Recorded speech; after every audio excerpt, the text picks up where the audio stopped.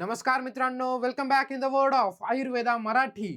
Paper present कसा करायचा नाहीये, कोणत्या चुका पेपरमध्ये करायच्या नाहीयेत, ते आपल्याला या व्हिडिओमध्ये पाहायचं आहे. ठीक आहे. जो आपण नॉर्मल कंटेंट आहे तो व्यवस्थित लिहूनही आपण जर थोडंसं त्याला व्यवस्थित सुटसुटीत लिहिलं नाही तरी सुद्धा आपण पास होतो. परंतु जर तुम्हाला मार्क इम्प्रूव्ह करायचे आहेत, त्यामध्येही तुम्हाला 10च्या जागी जर 15 किंवा 15च्या जागी जर 20 अशा टाइपचे मार्क जर तुम्हाला इम्प्रूव्ह करायचे असतील, तर तुम्हाला थोडंसं प्रेझेंटेशनवरती लक्ष द्यावं लागणार आहे. आणि काय गोष्टी करायच्या नाहीयेत तेच आपल्याला या लेक्चरमध्ये पाहायचं आहे. ठीक आहे. ॲव्हरेज स्टुडंट आहेत ते अशा प्रकारचा पेपर लिहूनही पास होतात. परंतु जे बाउंडरीवर फेल होणार असतात ते अशा प्रकारचं प्रेझेंटेशन केल्यामुळे 2-3 मार्काने राहू शकतात. आणि जर प्रेझेंटेशन चांगलं केलं तर मात्र तुम्ही 100% चांगल्या मार्क्सने पास व्हाल, कमी कंटेंट लिहून सुद्धा. कारण एक मानसिकता असते चेक करणाऱ्याची पण, की सुटसुटीत लिहिलं आहे, चांगले पॉइंट्स कव्हर केलेत, हेडिंग व्यवस्थित लिहिलेले आहेत, तर याला मार्क चांगले देतो. जर तुम्ही पूर्णपणे पॅराग्राफ्स लिहिलेले आहेत, हेडिंग्स प्रॉपर नाही लिहिले, फ्लो चार्ट नाहीये, तर त्याची मानसिकता थोडी कमी होते आणि तो मार्क्सही द्यायला कंजूसी करतो. ठीक आहे. डायरेक्टली चालू करूया क्रियाशरीरचा पेपर. ठीक आहे. बाकी सर्व टीचर्सने आतापर्यंत आयडियल पेपर कसा प्रेझेंट करायचा ते सांगितलं. आता मी पेपरमध्ये चुका काय काय होतात ते सांगतो आणि क्रियाशरीर पेपरमध्ये जर क्वेश्चन आला तर कोणकोणते पॉईंट्स त्यामध्ये कव्हर व्हायला हवे हेही याच लेक्चरमध्ये कव्हर होईल. क्रियाशरीर पेपर. ठीक आहे. समर 2024 चा पेपर आहे हा. क्रियाशरीर. सगळ्यात पहिले आपण इन्स्ट्रक्शन वाचून घेऊयात, जे की तुम्ही पेपरमध्ये वाचत नाही गडबडीमध्ये. ठीक आहे. Use black ball pen only. काय म्हटलंय? फक्त आणि फक्त ब्लॅक बॉल पेन यूज करायचा आहे. पेपरला कोणी जो ब्लू पेन आहे तो घेऊनच जायचा नाहीये. ठीक आहे. मी जेव्हा एक्झाम देत होतो तेव्हा एक मुलाने काय केलं, की ब्लॅक आणली होती आणि एक ब्लू पेन होता सोबत. चुकीने त्याची सुरुवात पेपरची ब्लू पेनने झाली आणि ब्लू पेनने सुरुवात झाल्यामुळे त्याला आता पेन चेंज करता येत नव्हता.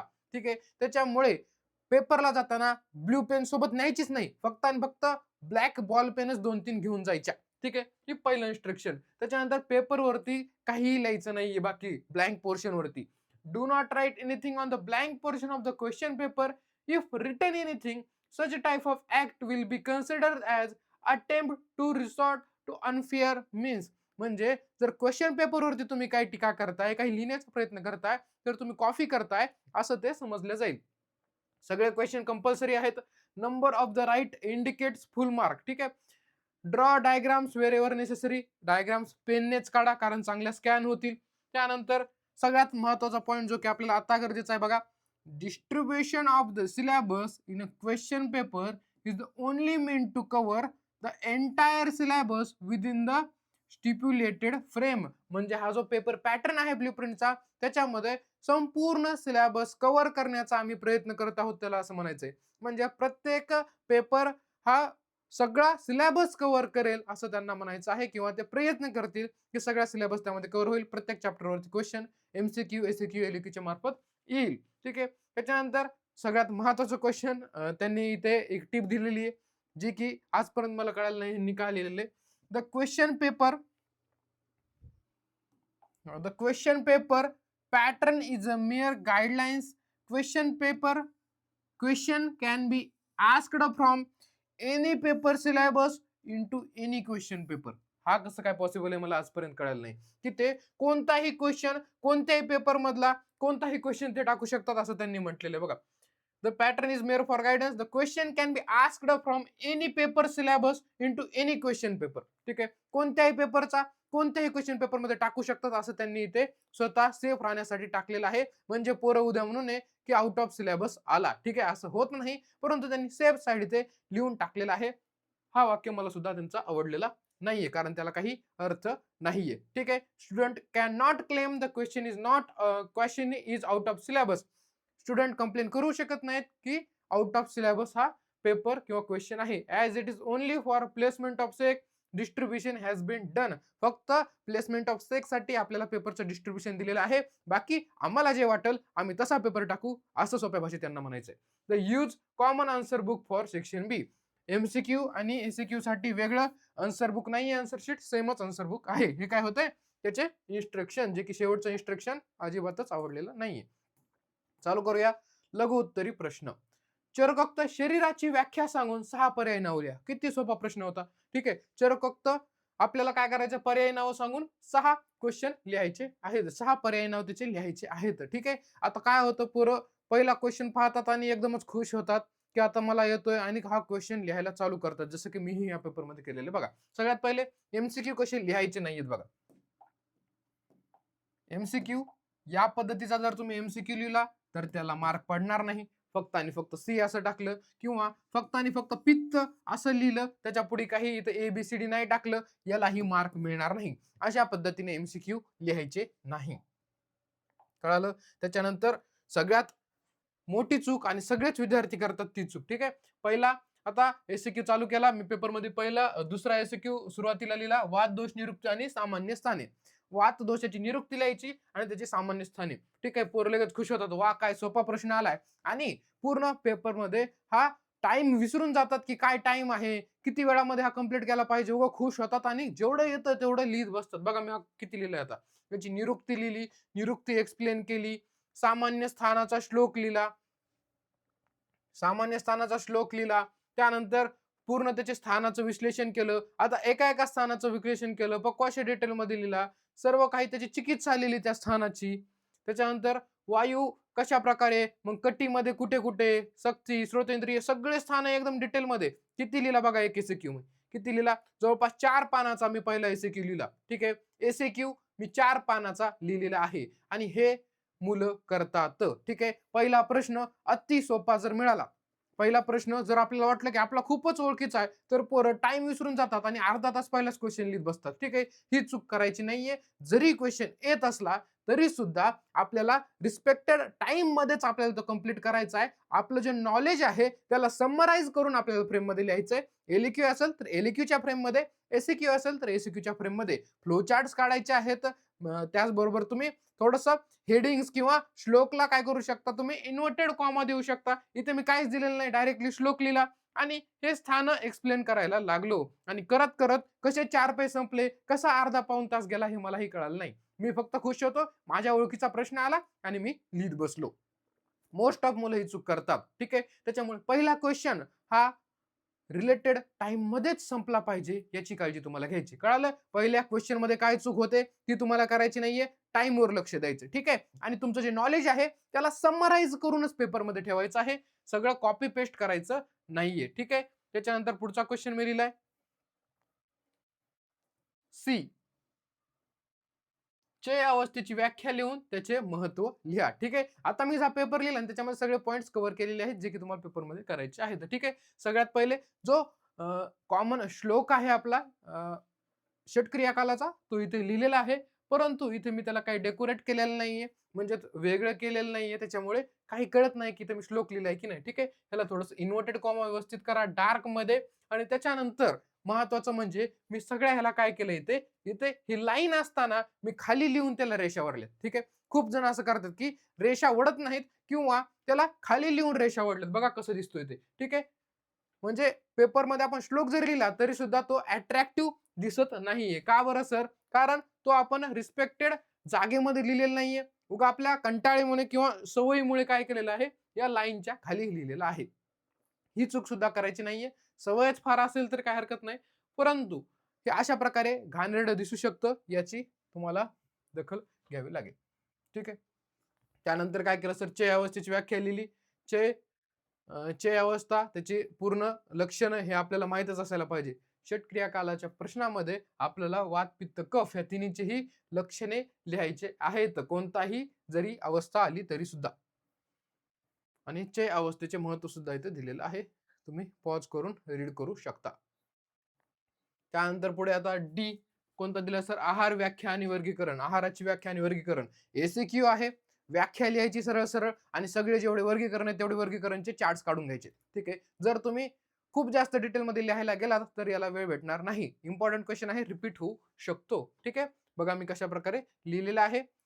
एवढी याची डिस्क्रिप्शन लिहायची गरज नाही याच्यामध्ये. याच्यामध्ये फक्त आपल्याला काय करायचंय, याच्यामध्ये डेफिनेशन लिहायची आहाराची, त्याच्यानुसार डायरेक्ट पुन्हा फ्लो चार्ट काढून घ्यायचे. रसभेदानुसार, विषंती गुणानुसार, महाभूत नुसार, हे बघा आग्नेय, वायवीय, आकाशीय. डायरेक्टली हे लिहिलं जरी नसतं तरी सुद्धा जमलेलं असतं. डायरेक्टली याचा एक चार्ट काढला असता तरी जमलेलं असतं. त्याच्यानंतर वर्ग संग्रहानुसार सुद्धा जल, दुग्ध, इक्षू, मध्य जे अन्न वर्ग आहेत त्यानुसार सुद्धा आहाराचं वर्गीकरण केलेलं आहे. आणि आता पुढचा क्वेश्चन मॉडर्नचा आपल्याला आहे F, write down the function of cell membrane, cell मेम्ब्रेनचं फंक्शन. आता असे काही क्वेश्चन आपल्याला येतात ज्याचा आपण स्पेसिफिकली अभ्यास केलेला नसतो, परंतु तो क्वेश्चन कसा असतो सर, तो क्वेश्चन एकदम सोपा असतो. नीट म्हणजे आपण जी एक्झाम दिली त्याच्या बेसिसवरही आपण काही क्वेश्चन सोडवू शकतो. हे सेल मेम्ब्रेन सारखे, फंक्शन ऑफ द मायटोकॉन्ड्रिया सारखे. अशा वेळेला क्वेश्चन स्किप करायचं नाही. अशा वेळेला आपल्या नॉलेजच्या बेसिसवरती आपण ते सॉल्व्ह करायचं. जे आपल्या कोर्समधले स्टुडंट आहे त्यांच्यासाठी आपण हे घेतलेलं आहे. ठीक आहे. नवीन बॅच आता चालू झाली त्यांच्यासाठी एकदम छान लेक्चर चालू आहेत. सर्व डिटेलमध्ये सिलेबस घेणं चालू आहे.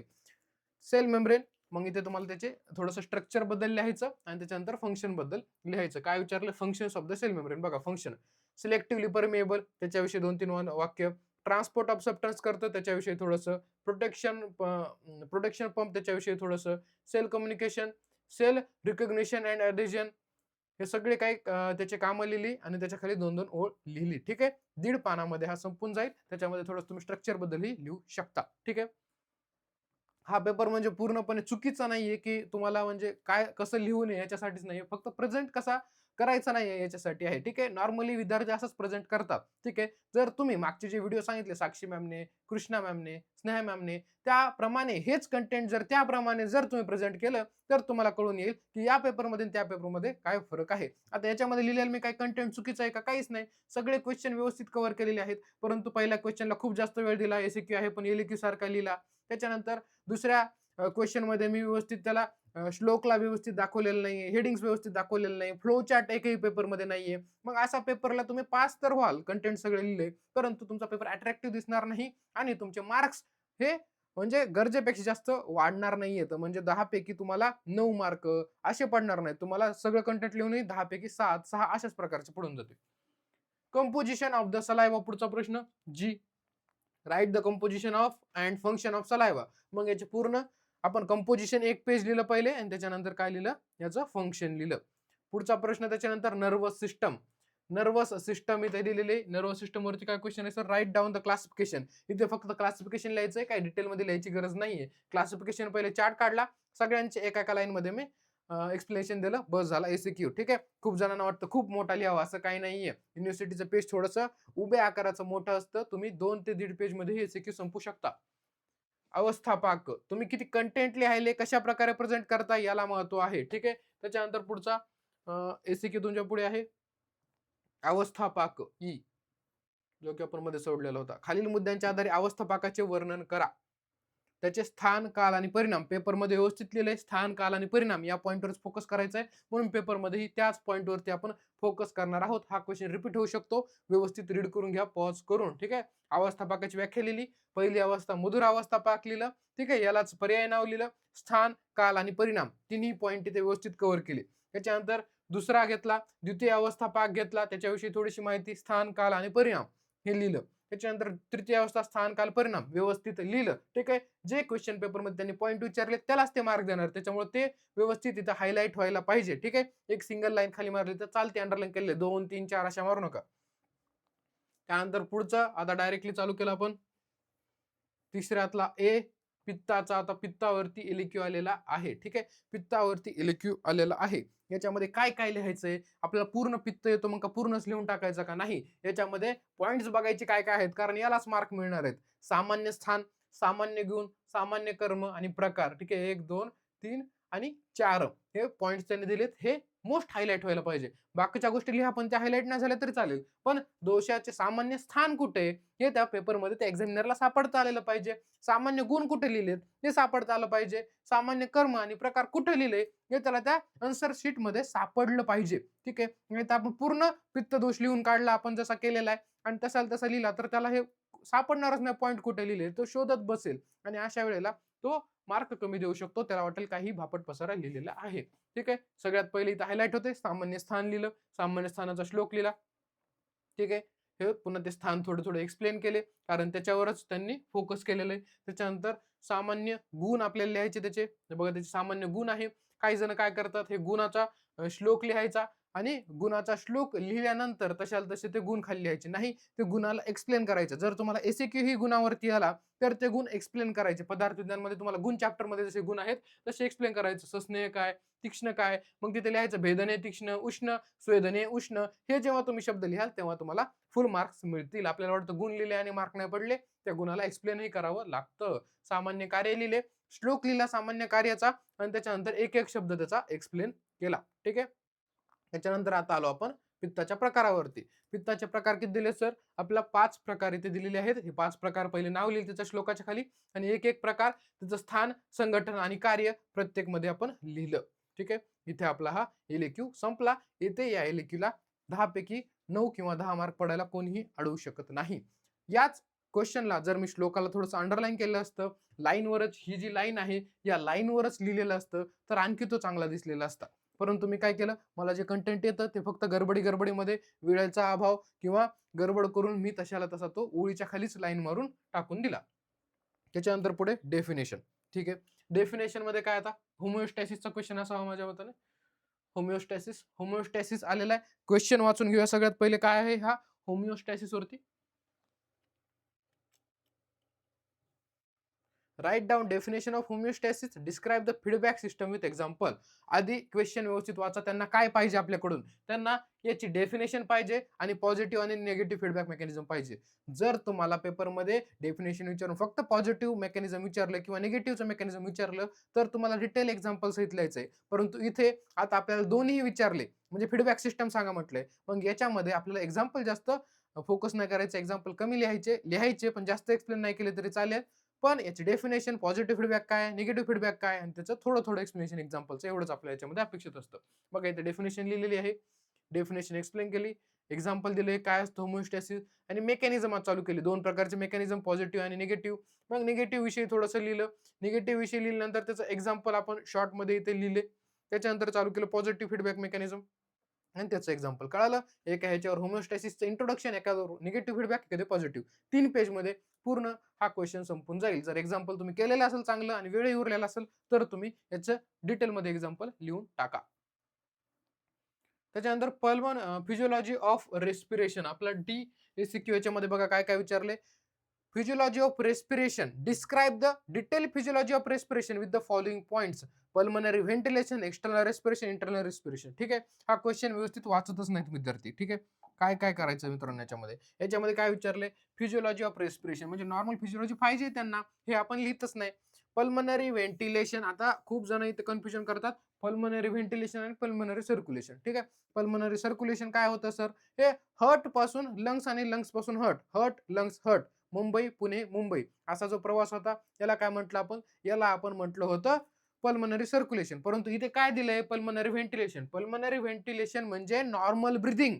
ठीक आहे. इन्स्पिरेशन, एक्सपिरेशन, त्याचबरोबर एअर प्रेशर जो आहे, partial pressure of the gases, त्याच्यानंतर डायफ्राम, हे सगळं कसं काम करतं, इन्स्पिरेशन कसं होतं, इंटरकोस्टल मसल कुठे इन्स्पिरेशन मध्ये कॉन्ट्रॅक्ट होतात, एक्सपिरेशन मध्ये कॉन्ट्रॅक्ट होतात, प्रेशर कुठे वाढतं इन्स्पिरेशनच्या वेळेला, कुठे कमी होतं, कुठे व्हॉल्यूम वाढतो, या सगळ्या गोष्टी या पल्मनरी व्हेंटिलेशन मध्ये लिहिणं अपेक्षित आहे.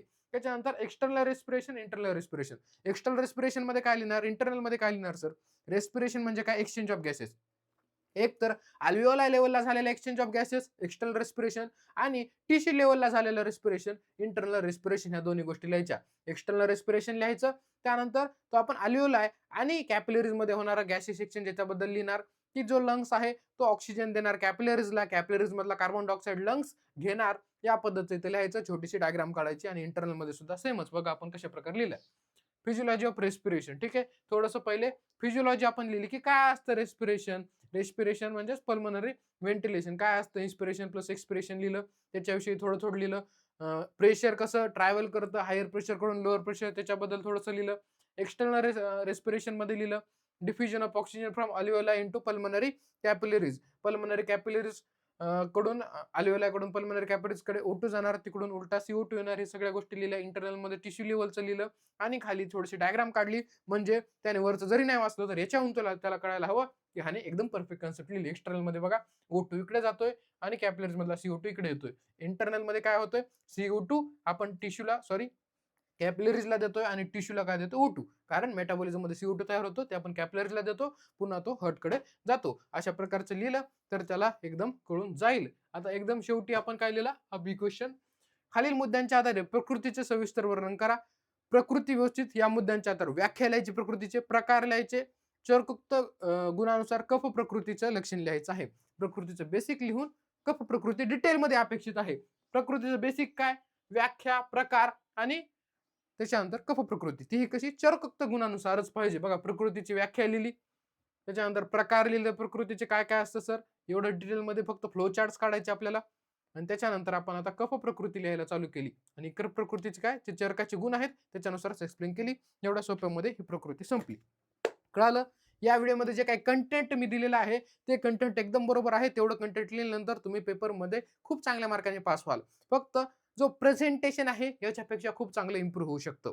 जो विद्यार्थी हुशार आहे, एखादा विद्यार्थी हुशार आहे, त्याने अभ्यास केलेला आहे, नॉलेज आहे, पेपरमध्ये लिहू शकतो, परंतु त्याने पेपर प्रेझेंट केलेला नाही त्याचा, आणि एखादा विद्यार्थी हुशार आहे आणि त्याने पेपरही प्रेझेंट चांगला केलाय, या दोघांमध्ये 20 ते 25 मार्काचा तुम्हाला डायरेक्ट डिफरन्स दिसून येईल. आता या पेपरला 60 मार्क तर आरामात पडून जातील, ठीक आहे. परंतु हाच जर चांगला प्रेझेंट केला तर हे 75 पर्यंत कसा जाईल तुम्हालाही कळणार नाही, 80 पर्यंत कसं जाईल तुम्हालाही कळणार नाही, ठीक आहे. एवढे ह्याचे जे पॉईंट्स आहेत ते तर डायरेक्ट म्हणजे आउट ऑफ मार्क देण्यासारखे सगळे काही या पेपरमध्ये पॉईंट्स कव्हर केलेले आहेत. पण प्रेझेंट चांगला केला तर तुम्हाला मार्क इम्प्रूव्ह होतात असं मी सांगतोय, ठीक आहे. भेटूया पुढच्या लेक्चरमध्ये.